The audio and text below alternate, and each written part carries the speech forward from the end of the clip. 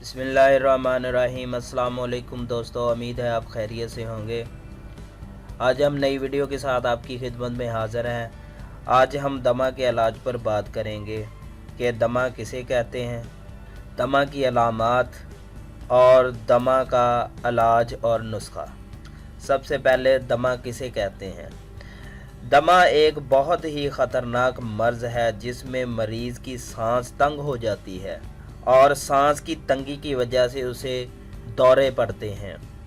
अलामात: मरीज़ सामने कोहनियाँ घुटनों पर रखकर सर को सहारा दिए रखता है, चेहरा पीला हो जाता है, सांस लेते वक्त सीट की आवाज़ आती है, खांसी में बलगम नहीं आता।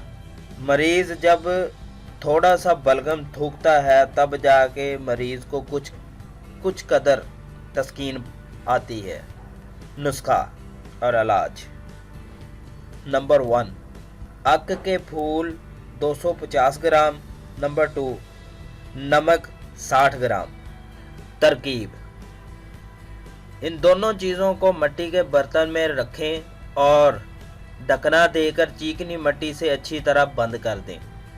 जब ये सूख जाए तो इसे अपोलो यानी भट्टी में रख दें, आग वाली भट्टी में रख दें। 3 घंटे बाद निकाल कर ठंडा कर लें और फिर ये बर्तन खोलकर राख को बारीक सफूफ बना लें।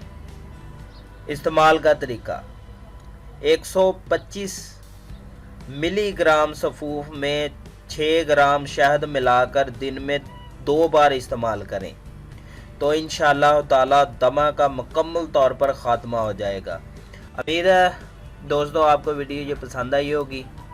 इस वीडियो को लाइक करें, शेयर करें और मज़ीद वीडियोज़ के लिए हमारा चैनल सब्सक्राइब करें। Thank you for watching. शुक्रिया।